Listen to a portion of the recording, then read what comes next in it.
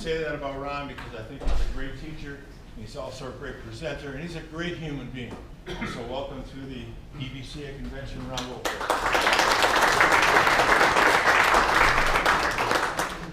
Well, it's great to be here, and it's always great to be with Brent and Carrie as well. I've had 3 talks. This is really interesting for me because typically I talk about pitching.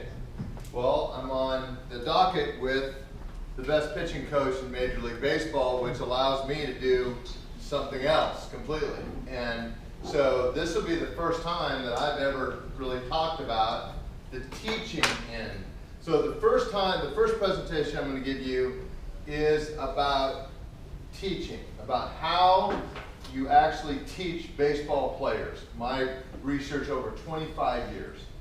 The second one will be how to motivate. The second one that I'll do tomorrow is how we motivate our athletes on a daily basis. I'm going to give you an example of how we do it on a daily basis. Really, Skip Bertman from LSU was one of the first ones that ever told us that motivation for your players is incredibly important, and you need to do it every day. Not that we all need motivated, right? And we all want our players to be self-motivated, but having some motivation every day is very important, and I'll share with that. And the last one I'll be talking about is some leadership stuff, basically how to have your players be leaders and take care of themselves and really lead in that direction. So first is this. I'm really excited to give this. And I want to talk to you about a role as a coach. What is your role, especially you young guys? I see a lot of young faces out there, which is exciting, right? Not that you old guys, Tony, you're still exciting me, Tony, but I shaved today. I see that, the glare is blinding over there. But the young guys I'm really excited about because I can be it. So Brent and I have been doing this a long time. And so I want to talk to you about the role of coaching and how it's changed for me over the years. As my view as a coach is a servant leader and a master guide, not as a problem solver or as an answer man. And I'll explain what that means in a second. And that doesn't mean we don't try to answer problems. We do.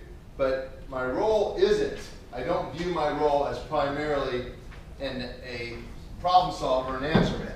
And I'll explain to you why that is. And it's really my 25-year journey, and this is, to me, one of the most important things I'm going to share with you. It's my 25-year journey desperately seeking effectiveness while constantly being pulled toward efficiency. Now, how many of you guys are married out there?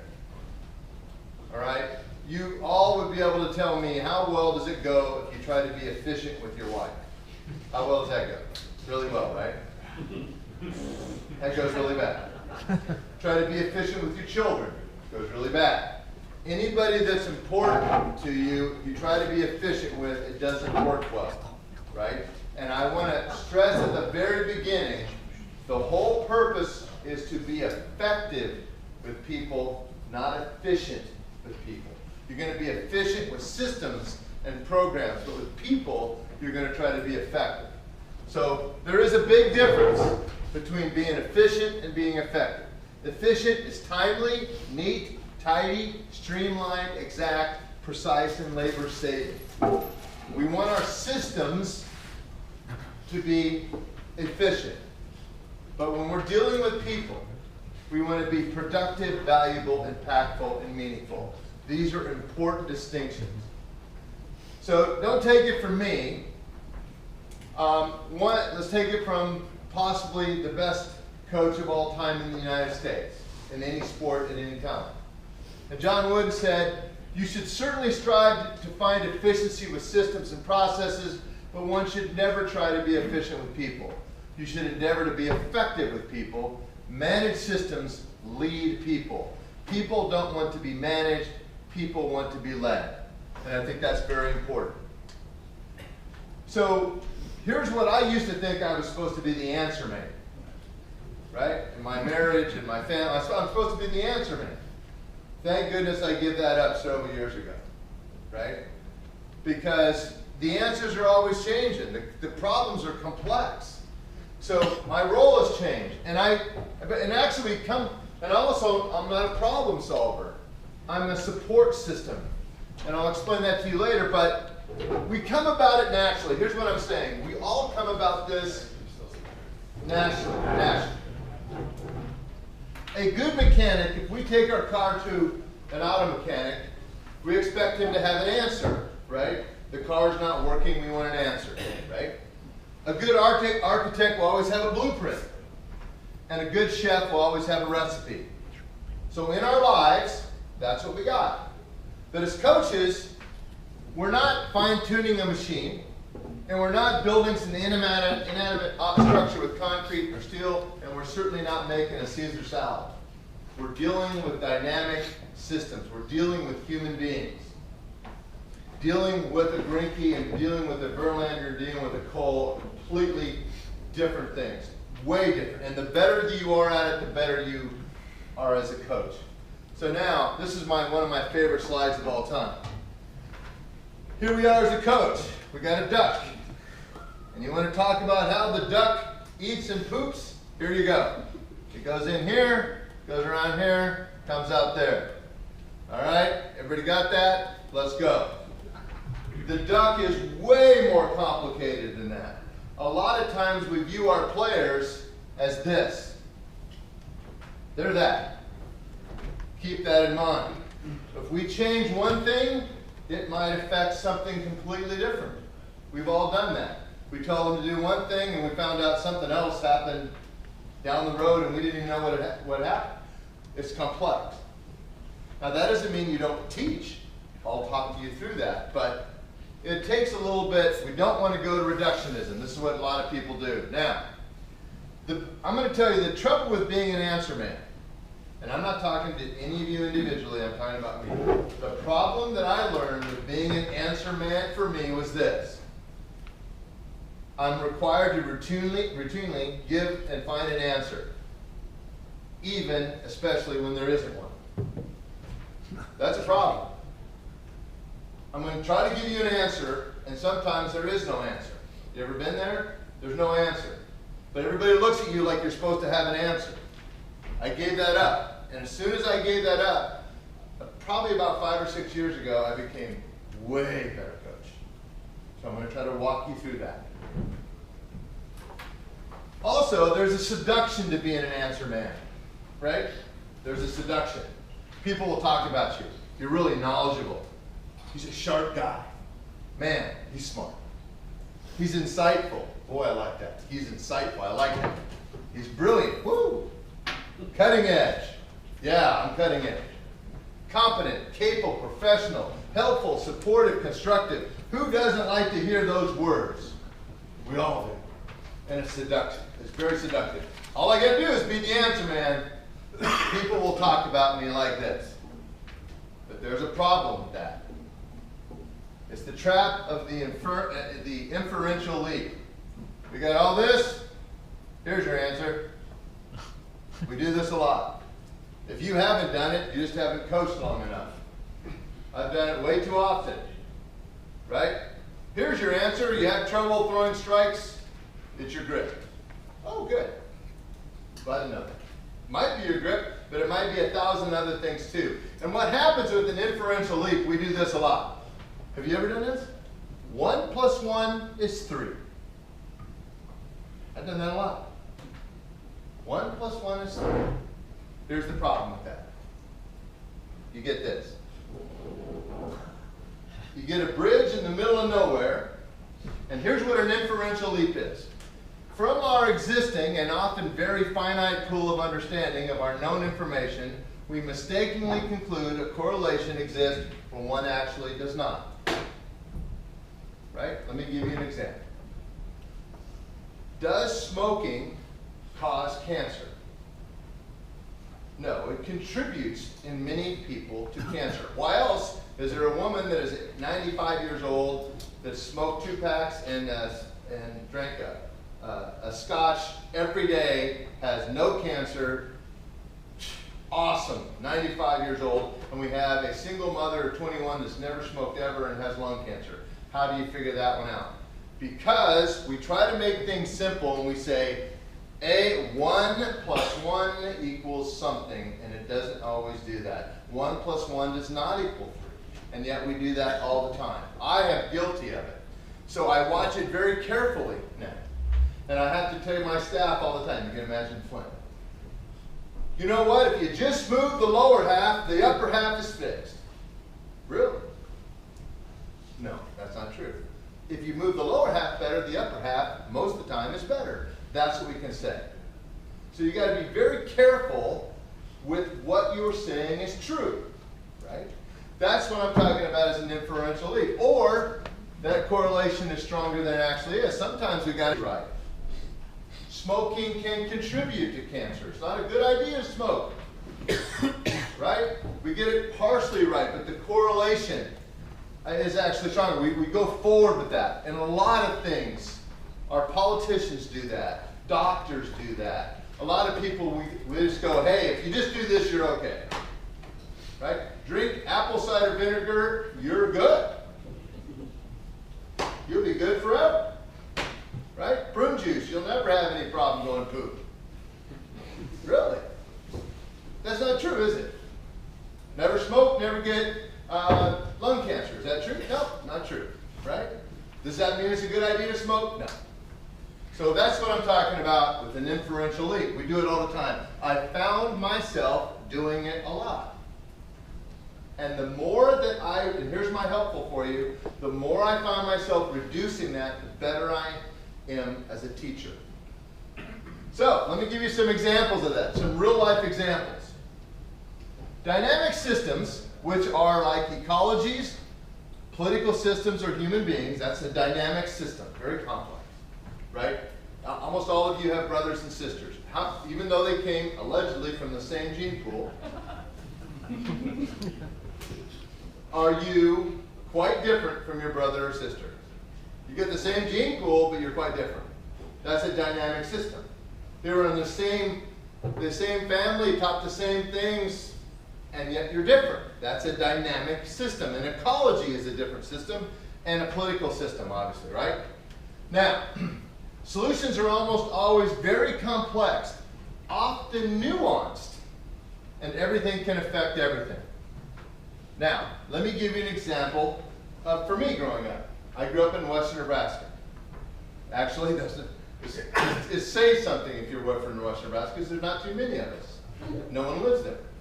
It's very cold and very dry and very windy. However, when I was growing up, they had a coyote problem. Those darn coyotes were killing the cattle. Can't have that in western Nebraska, right? So, what's the simple solution? What do you think? You kill the coyotes. Shoot them. Bang. Problem solved. Moving on. Problem. Kill the coyotes, the prairie dogs, and jackrabbits. Woo! Do they have a party? There's no more coyotes out there, and woo! They went up, and so everywhere you saw were jackrabbits and prairie dogs. Well, here's the problem, Brent. Jackrabbits and prairie dogs dig holes, and what do cows? They started breaking the legs of the cattle, and guess what? They lost more cattle to prairie dog and jackrabbit holes than they did to coyotes. Congratulations, problem solved. No, not at all, right? It's the unintended consequences of otherwise great intentions. We see that in our lives all the time, right? Personally, right? I always tell my wife this, Brent, there's no good deed goes unpunished, right? Right? I have a sister. Every time I think I do something good for her, it's bad. Thought it was good, but it's bad. Okay? That's what a dynamic system is. And your players and your culture as a baseball team is a dynamic system. Don't think so? Brent, will the Astros next year have a different culture, even slightly, than the year before? Because you have guys leave, you have guys come in, right? every year, you had a team that finished second in state last year. Unless everybody is back, which I think is impossible, you're going to have a slightly different culture. Sometimes it's better, sometimes it's worse. That is a dynamic system, right? So now, a lot of times, Brent showed us the data people up here. Him and I have almost the exact same belief on data people. We love them and hate them at the same time, right? We love data. Brent and I are data people. On the other hand, if data is the only thing you look at, we have a problem. So now let me bring this up to you, right? Baseball is only 150 years old, right? And I love this. Research and science, that'll save us, right? Research and science, it'll save us. Just if you say it's been researched, it's right. Now, let's take a look at this. Baseball's 150 years old. How long have they been studying the origin of the universe? Well, that was before Christ. First, the earth was declared flat. Then around 100 AD, a guy by this name, Ptolemy, declared that the earth was round and the center of the universe. Pretty heady stuff back then, right? Pretty hairy stuff. And for 1,400 years, everybody went, that's right. And then a guy came along with Galileo and Copernicus, and they declared, nope, that's not right. The earth is not the center of the universe, it's the sun, right? Was it closer to being right? Yeah, so first of all, is this closer to being right than that? Yeah, yeah. And then is this closer to being right than that? Yep, and then about 1700, Kant and Herschel discovered the concept of the galaxy, and we thought, ooh, we're not alone. It's not just this little collection of planets. It's much bigger than that. And the sun was not the center of the universe. Kind of hard to take when you're in 1700, right? Now, what is this? What do they say today? Do we know the origin of the universe? Do we know the size and composition exactly of the universe? No, we do not. How long have they been studying that? And we still don't know. So if you're baseball people, if you're waiting for research, good luck. Leave me out of that room. Right? It's not that research is bad. It is never going to be the final answer. There is no final answer. These people have been studying that for thousands of years, and we are no closer to it. But baseball is going to figure it out, are they? It's not. Research is good. It's helpful. But as Einstein said, it isn't the answer. The ultimate truth is beyond just our minor understanding of it. Now, let's go to baseball. Enough of Copernicus and Galileo. Let's go to baseball. Okay? How many of you are 40 years and older? Raise your hand. Wow. I'm in the right room. Now, when we were growing up, ever hear of a pitch count? When's the first time you heard about pitch count? Not while I was playing, I know that. Right? I'm 60. I didn't hear about pitch count until I was probably 30.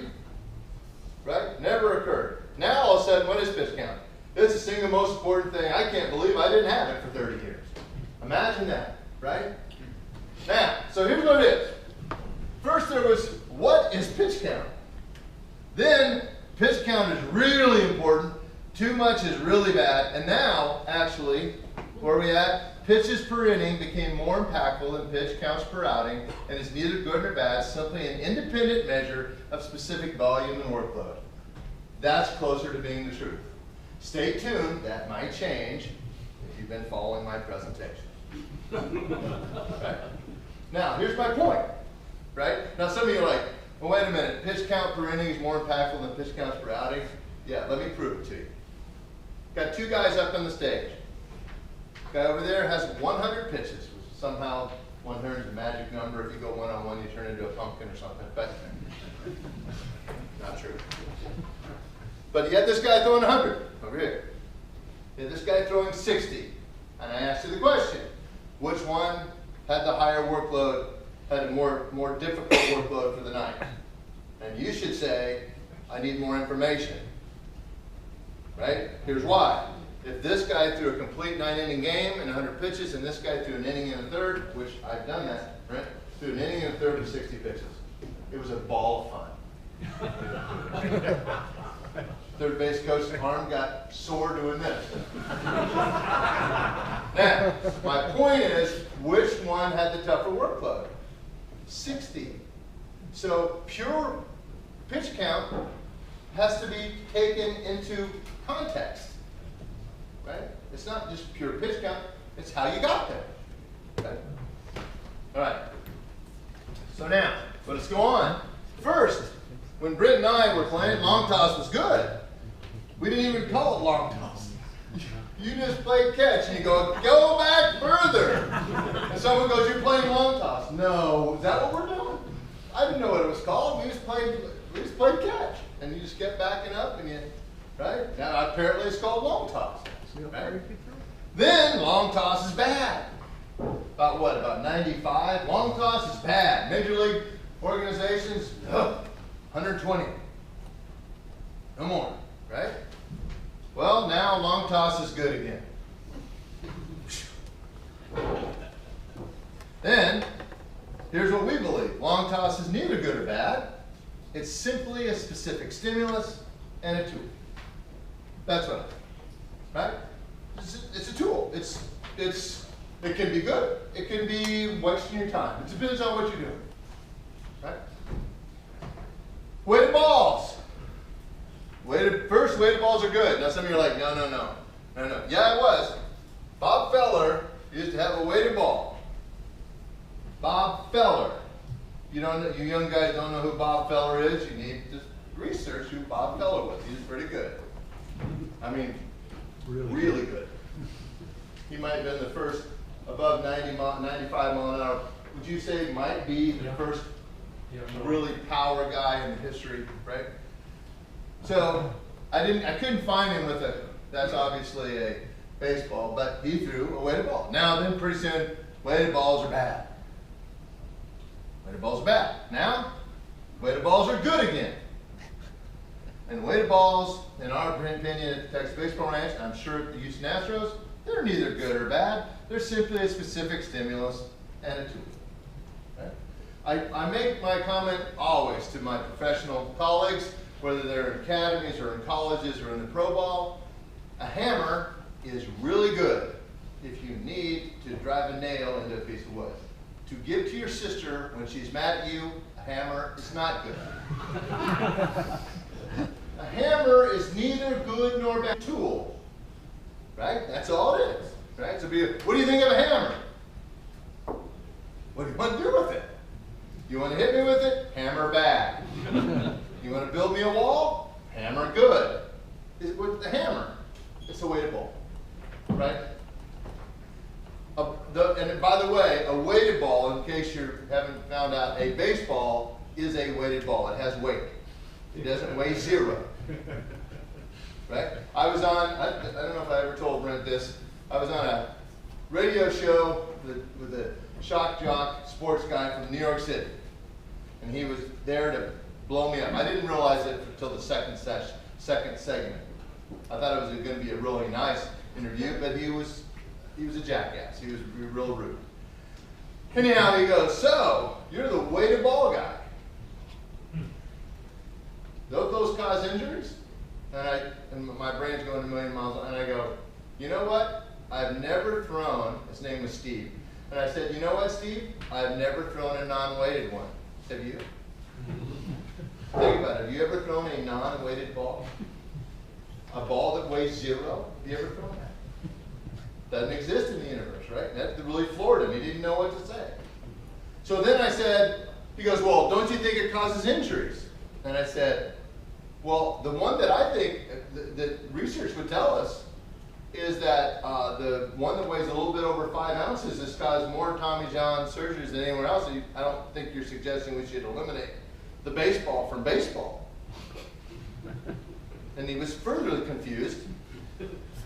And then I said, and football weighs 3 times as much as the baseball, and there's not a football quarterback that has Tommy John unless J.J. Watt tried to tore his arm off from him. And he goes, oh, He goes, but you throw a baseball way different than a football. And I said, oh, I'm sorry. I thought we were talking about the weight of the ball. You want to talk about the way to throw the ball? Yeah, we can certainly do that. Right? Which confused him even further, and thank goodness we were done with the segment. So the point is, a weighted ball is simply a stimulus. You have to look at it as stimulus. So you might ask me after and you could ask Brent and ask Tom and ask, I'm sure a lot. Do you use weighted balls? Yep. Okay, so use these other people. Tony, do you use weighted balls? So ask these people. There are some people that you need to be very careful with weighted balls, and some other people you don't. So it's just a stimulus, right? And it really depends on if they're ready, and then also, how are you going to use the weighted ball? Just like the hammer, right? You're going to use it for arm care. You're going to use it for, I wouldn't take a 32-ounce ball and try to throw it as far as I can into the night. That would probably not be a good idea, right? So it just depends, right? All right, four-seam. I'm glad Brent brought this up. Four-seam fastball when I was playing was good, and then it was bad, and then it was good again. And then if two-seam fastball is bad, four-seam is good again. And now what I see is four-seam fastball is neither good or bad. It's the exact usage should be hyper-personalized. Just exactly what Brent talked about. Take a look at how the ball is coming out and what your result is with the hitter, and then that'll tell you what you need to do. Right? So if baseball's been played for 150 years, if just a certain grip always was successful over somewhere else, we'd have figured that out a long time ago. But no, it's individualized because the way I throw a fastball is not the same way Brent throws a fastball. It has to be hyper-personal. Okay, then curveball is good. When I was playing, as my son says, when I was playing a million years ago, when my son always likes to say this, Brent, my dad was born the same year they invented ropes. What is that about? That's not true. That's untrue. You guys from France, I was born a couple years after that. So it was good. Curveball was good, right? And then somewhere in the 80s and 90s, slider and change, we wanted to do this with the ball, and all of a sudden curveball was bad, right? And now curveball is neither good or bad. Its exact usage should be, once again, hyper-personalized, right? All right, now, this gets to what Brent's talking about. Now, and Brent, I put this in there for you. I seriously did. So, yes. And the beat goes on. I might have you sing it at the break. No. Spin rate, spin efficiency, spin axis, and hop for pitchers is critically important and tells us almost everything we need to know. Right? I phrase that in an intentional way. Right? Because I do think it's important. But I don't think it tells us everything we need to know. It's partially, right? And we're going to, first of all, Brent and I will tell you that spin rate was the big thing, 4 or 5 years ago, and now it's, right, right? So you got to look at this differently. And now, so what I'm saying is that's today. What about next? What about in 5 years? When I see you again, is this going to change? Yeah. And if you don't know, this was Sonny and Cher, and they sang The Beat Goes On, a song. This is The Beat Goes On. And what that, wow. There you go. Yeah, that's the best I got right there. So it doesn't get any better. So the deal is that the song said that it's just a continuation, is that cycles happen, right? And that's true. Now, I get a lot of data people calling me and they like to use this. I don't know, friend, did they ever use this on you? You can't solve calculus problem with algebra. So that was kind of a slam on me, I don't really understand data, and I'm learning it all the time. I think I know it pretty well, but I would say that I don't know it as well as Josh Kalk from the Twins, and neither do I care to. I like to go to sleep at night and not stare at the ceiling fan. But they'll say that to me. You can't solve calculus problems with algebra, and that's right? So it's good to have higher level thinking to be able to solve a problem. But I also will tell you, you don't need trigonometry to balance your checkbook or make a change at the store. As a matter of fact, you try to do that, I think it might be a problem. You try to straighten out your checkbook with trigonometry, that might be a problem. So it always goes back to that, right? So I think that is a good thing. And by the way, when Brent's talking, we have Derek Johnson and Wes Johnson. We have a lot of data people coming to the text-based programs. I think it's the wave of the future, and we need to pay attention to it. But once again, it only gives you pieces of the puzzle. It will never give you the whole puzzle. It gives you great information. The reason I think I'm going to speak for you, Brent, I am. But I think the reason we really are drawn to it is because it's finally objective, and we like that. After so many people say, well, that looked like a better curveball. Well, now he and I actually can look at data and see if it is better. That's why we like it. So now what? Now some of you might be actually depressed. You're like, oh my gosh, what do I do? How do I coach? I don't know. I'm going to walk you through it. The term educate comes from the Latin root educare, meaning to lead or draw out. At TBR, we believe the primary responsibility for me and our staff is to lead or draw out our athletes' innate capabilities. I think Brent has done an exceptional job of that. If I'm going to brag on him, I think he does an exceptional job of drawing out. He had a pitcher several years ago with the Astros, many years ago, named Shane Reynolds, and became a superstar. And without Brent's help, I don't think he becomes that superstar, right? And what probably, Brent, you would say that what you helped Shane with would not have helped, let's say, Roy Oswald, or might not have helped someone else that you had on the staff. Instead of trying to put something inside of them or force them to comply to some strict choreography, you try to draw out from them their skills that they have. That's your job as a teacher, in my opinion.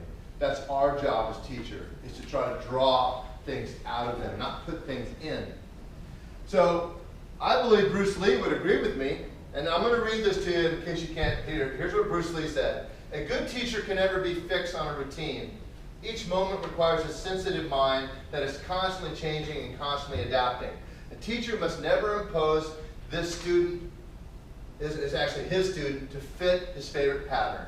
A good teacher protects his pupils from his own influence. A teacher is never a giver of truth, and this I'm going to emphasize this because I think this is the key part of the whole thing. A teacher is never the giver of truth. He is a guide, a pointer to the truth that each student must find for himself. I'm not teaching you anything.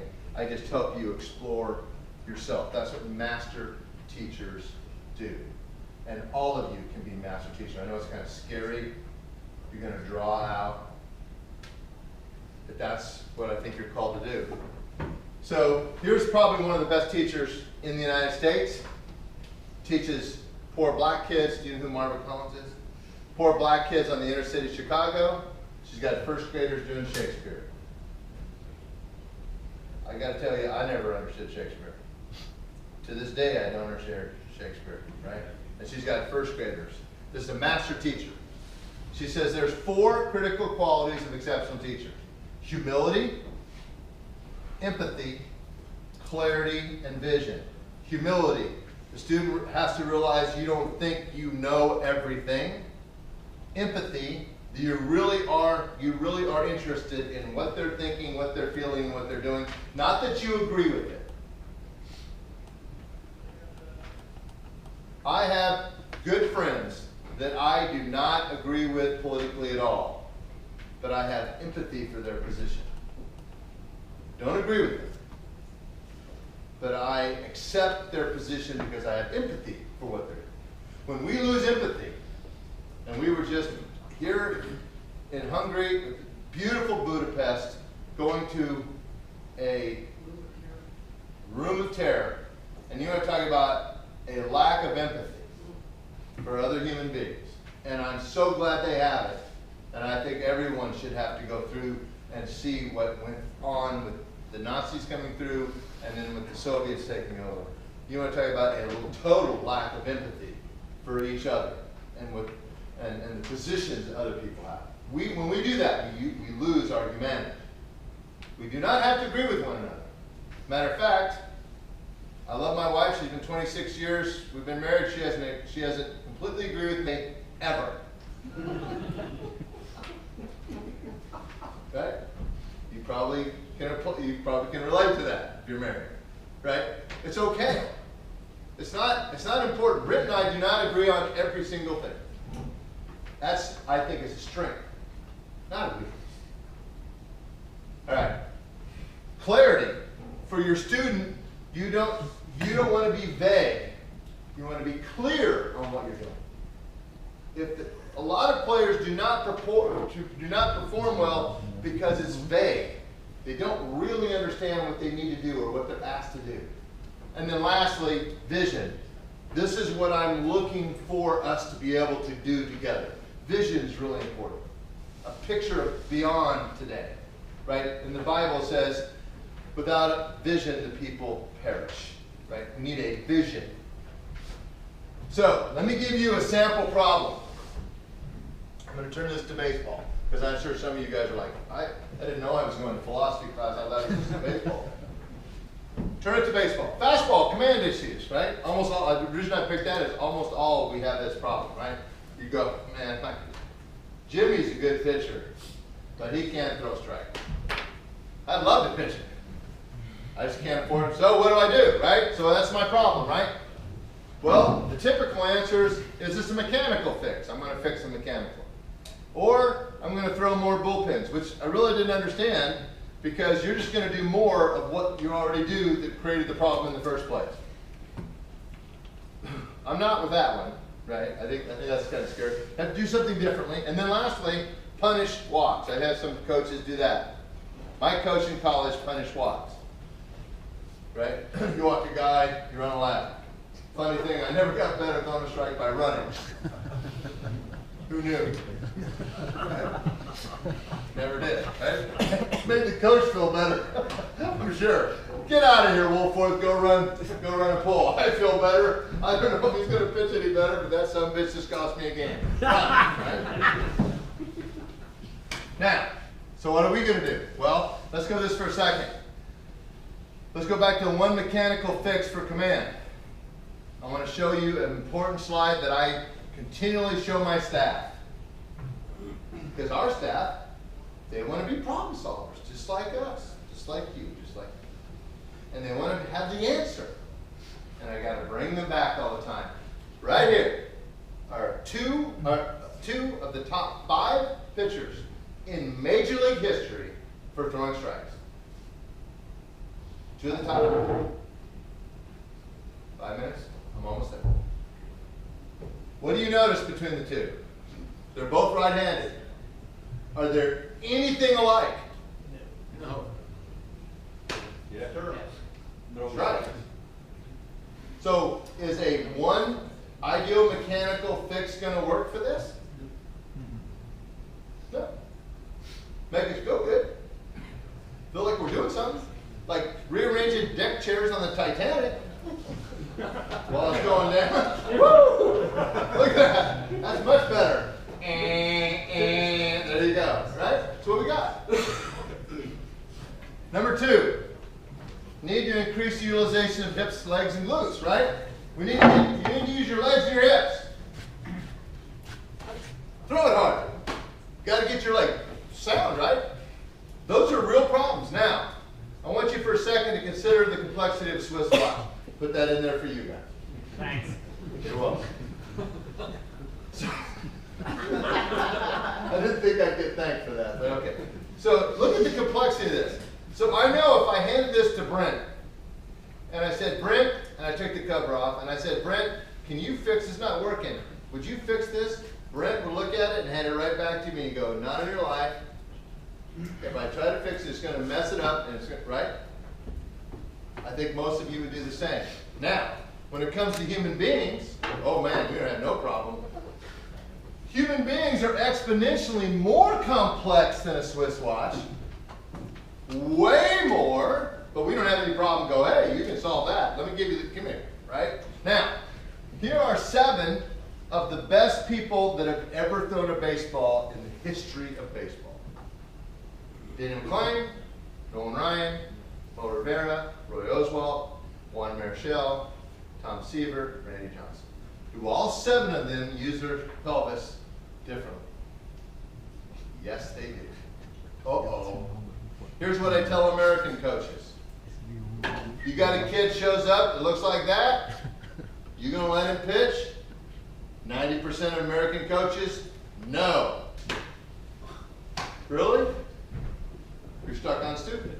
That's what it is. You're so focused on your personal version of mechanics that you don't see the forest for the trees. If somebody shows up at the Texas Baseball Ranch, goes like that and stays connected, here's what I do.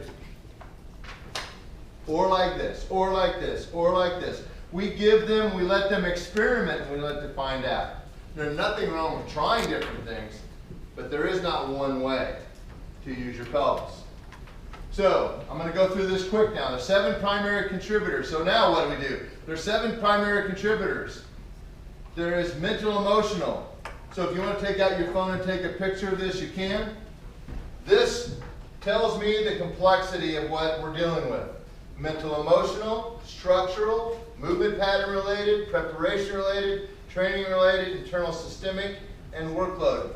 Most of the time our problems are multitudinous. There are a couple of these and we got to figure out where we're going to address them. My father used to say, he who's good with a hammer thinks everything is a nail. He is exactly right. So if you're a pitching coach, you think it's all this. But Brent and I learned many years ago with a guy by the name of Phil Donnelly, if you have a scat problem, he needs Phil Donnelly a lot more than he needs Brent and I. There's not much we can do. Right? So I'm down to the last couple of pages here. I believe there's 5 primary processes that we follow at the Texas Baseball Ranch. So here's my advice to you. There are 5 things we do. Number 1, manage the known complexity that can affect the performance of the individual and constantly be on the lookout for identifying the unknown. So there's the complexity. Number 2, avoid and interrupting groupthink, clicks, complacency, and normal power dynamics that could undermine trust, evolution of thought, autonomy, cooperation, and team chemistry. I'm sure Brent would go back and say, you know what, I'm always fighting that. You got especially when you were coordinator, right? Follow me, this is groupthink. In other words, a circular firing squad. If you're in a room and everybody agrees with you, get out of that room. Sprint. It's a dangerous room. 3, developing the highest possible levels of integration. The reason the Astros are really good is they have really good players, but they really integrate well. They think holistically. They assimilate, they amalgamate, they have cooperation and trust inside the organization. That's going to be hard as heck to keep. Right? And here, Marcus Aurelius said, no higher order can proceed without the presumption of trust. Number 4, the obsessive and continual hyper-focus upon the customization and personalization of individual performers with the stated mission of identifying and eliminating each athlete's most current, pressing, or limiting performance constraint. That means if your young guy has a problem with command, most guys have 12 problems. Focus on the one that matters most to your performance and focus on that. Limit that, and then you go to the next. You try to fix all of it at once, it's a problem. So my point is, sometimes you need a hammer, sometimes you need a wrench, sometimes you need a screwdriver. And number 5, and this is one, Brent, that I'm really proud of, is this. I believe my number 1 job is to create processes which amalgamate health, durability, and recovery with the ability to severely complicate the predictive capabilities of the hitters.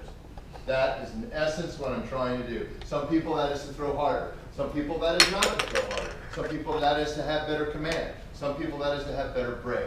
Some people that is to have a better mix. Some people that is to have a better pattern, as Britton just talked about Strasburg. There's a lot of ways to confuse or complicate the predictive capability of the hitter, because once they're able to predict it, it gets ugly. The modes of learning, verbal, visual, and kinesthetic. Grow quickly on this. Verbal is the most efficient and least effective. Be careful of your verbal information. If you go to the Texas Baseball Ranch and you watch us work, you will see me talk very little, and we will show lots of video, and we'll do a lot of drills that have you experiment with things, but a lot of me talking is not one of them. And I have to constantly take my staff aside and go, you talk too much. You talk too much. You talk way too much. That's just a constant thing. And it's all in good health. They want to help. So they go blah, blah, blah, blah, blah, blah, blah. What do you call it in the bullpen? You throw up on that, what do you call it? Verbal terrorism. Verbal terrorism. Visual mode. We got to use it more. We have, at the ranch, we have 6 big screen videos. Guys, we have Chapman, we have Gary Cole, we have Berlin, we have Whitey Ford, we have Bob Gibson, we have clips of all these guys doing this, right? And then the kinesthetic mode, that's the connection balls and all the different things that create feel. The 5 pillars: mental, strategic, emotional, visual with a little bit of verbal, and I did this intentionally, little bitty baby verbal, kinesthetic with a little bitty baby verbal, and creating a rich and robust environment for growth and self-discovery. So our job, last 2 slides, improve and enhance the athlete's ability to feel. Enhance the athlete's ability to see, picture, and notice. Shape and direct mental focus and awareness. Allow the athlete to experiment with a safety net. Support and assist emotionally. Guide, recommend, and offer viable options. Results of such thinking in the real world, this. 410 of our young men have hit 90. 144 have greater than 94. 20th on 100. 121 drafted. Our latest 2, Colin Poche, which Brent talked about, and Robert Duggar. These 2 guys have been longtime students. They made their major league debuts and this year they did really, really well. They're the beneficiaries, and I will tell this to Brent. These guys were no better, Brent, than Bender and Springer, and yet they were trained differently and better, and they're the beneficiaries of it, and I feel really bad because I wasn't able to help a Bender and a Springer or a Bobak as well, right? That's all I got for tonight.